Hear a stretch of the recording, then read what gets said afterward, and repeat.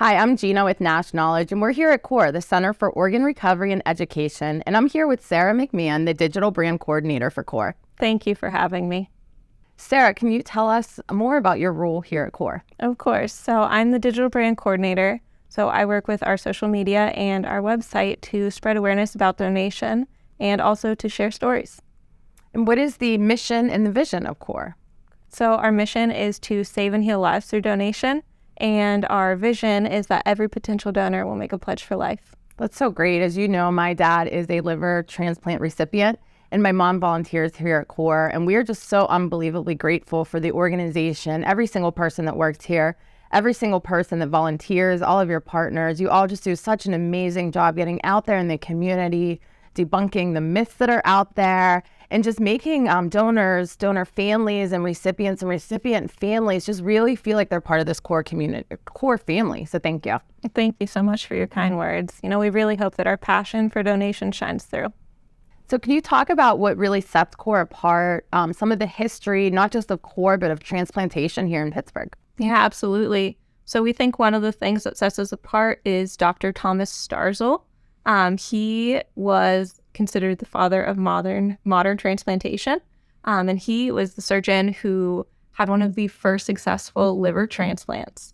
And he really came to Pittsburgh and created this whole world of innovation and continuing that journey of the liver transplant program. And he worked with Broznick, who is our founder here at CORE.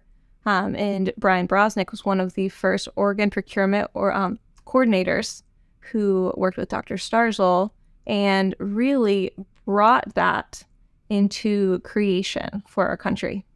That's great. I didn't recognize that correlation there between Dr. Starzl and CORE and like the background and the history of CORE. With my dad being a liver transplant recipient, obviously we are just so unbelievably grateful to Dr. Starzl. And as I mentioned before, we're so appreciative of everything that CORE is doing. So to learn about that connection is just great. Can you help us understand the difference between living donors and deceased donors? Of course. So a deceased donor is somebody who is a donor after they pass away.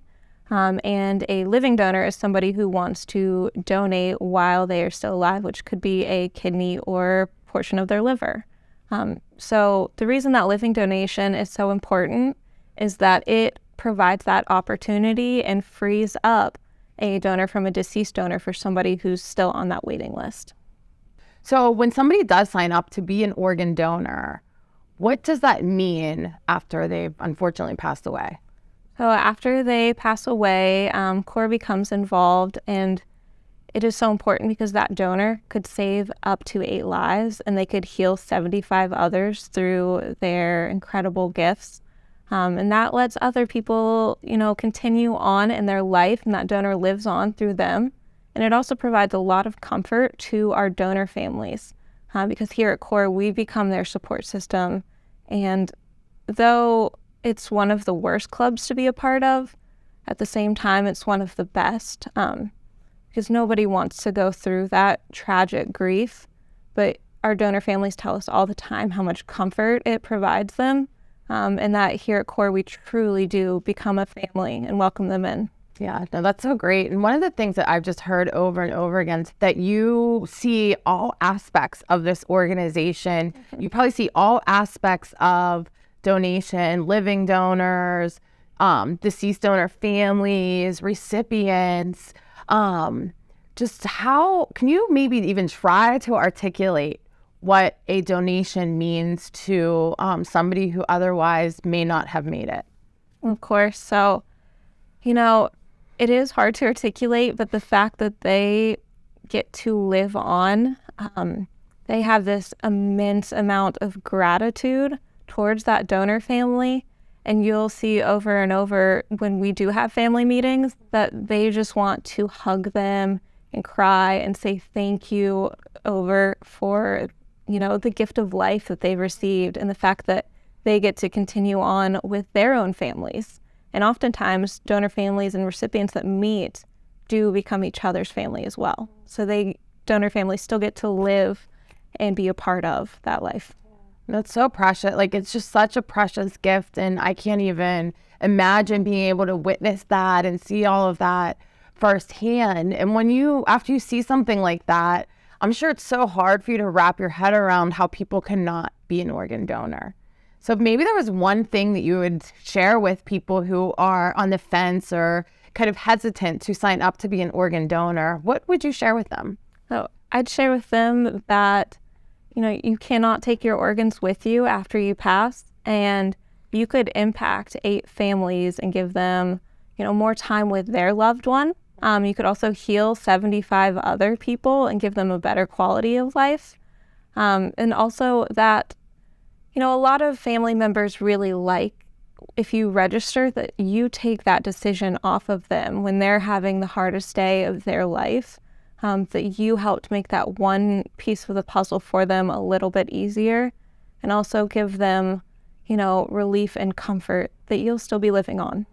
Yeah, I know my mom shared, she shared earlier, but she's shared with me before with my uncle when he passed away, and it was very sudden and very unexpected. And the whole family was there, like in the hospital room, and they were having this conversation about what would his wishes be and just how much of a relief it was when the coordinator came, said to them, well, he already made that decision, so it's not your decision to make. And even though maybe some folks in the family may have had different thoughts on that, it took that burden off of them so they could just really focus on starting to get through that grieving process and handle some other things that you have to unfortunately deal with after the death of someone. And we find that's often true, that it is a sense of relief, and people want to honor your final decision as their loved one and provide this act of kindness if that's what you so choose. So we really do encourage people to register and to talk to your families about it and have a conversation. Where can people register to be an organ donor if they have not already done so? So there are multiple routes people can choose to register as an organ donor. The most common one's the DMV that people know about. But a lot of people we find when they get older aren't registering because they think they're ineligible due to age. But fun fact, Cecil Lockhart was 95 years old, and he was the oldest organ donor in the United States. So he was from West Virginia, he was a coal miner, and he was a World War veteran. So his liver went to a woman in her 60s, and she's doing great. Wow, I appreciate you sharing that story, because I think there's so many myths that are out there about organ donation, and I think age is probably one of them.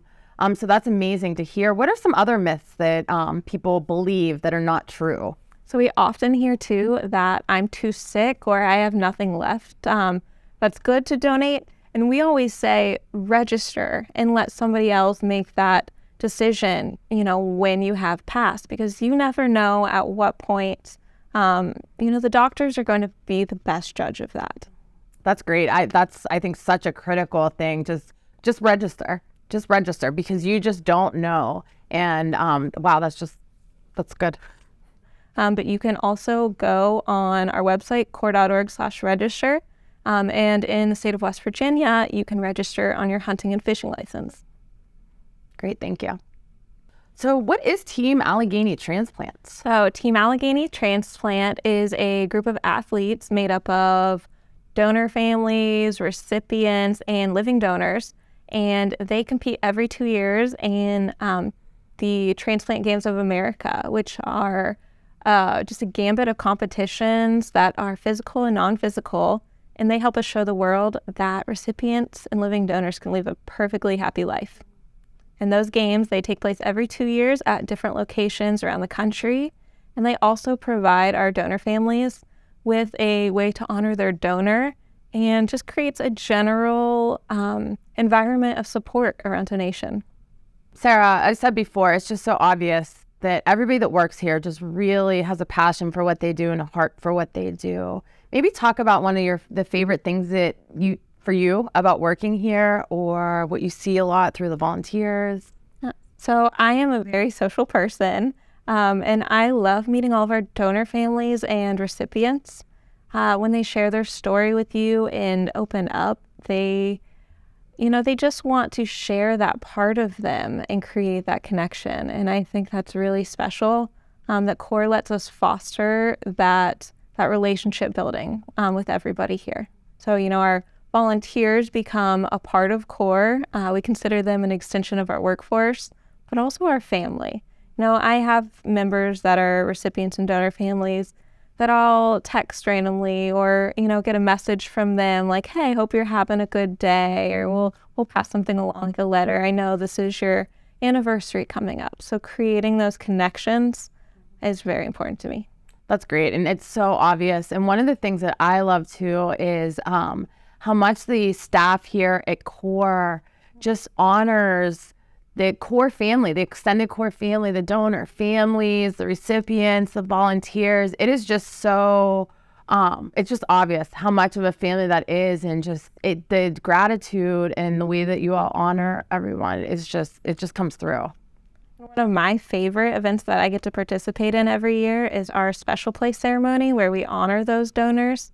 It is just so incredible to watch them come together and celebrate their loved ones and honor the gift that they gave. Yes, that actually was one of my first events that I came to after my dad received his liver transplant. We were invited as a recipient family. My mom and I came, and it was just amazing. That's where they let off the doves and everything, right?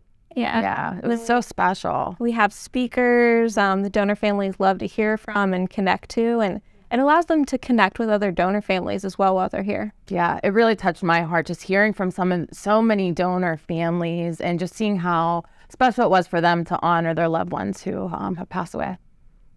Well, Sara, we just want to thank you and the CORE team so much for letting us come here today, for just getting a peek inside of the life as, a CORE employee, a CORE volunteer, a living donor, a recipient. It's just really been a remarkable day.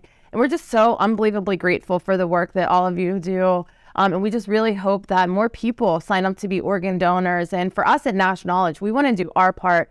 My dad is still here today because of his donor. He was able to start our organization because of his donor, and he sees it as a way to honor his donor and to give back to the community. So we try to do our part as much as we can to not just talk about non-alcoholic fatty liver disease and liver health and liver disease, but to talk about the importance of organ donation as well. So I just, again, want to just thank you so much for having us here, for the work that all of you do, and for supporting the work that we do so that we can get out there in the community and not just talk about liver health, but talk about the importance of organ donation as well. So thank you. Thank you for the partnership that you have and for allowing us the opportunity to talk about donation. It's really important what you do. Well,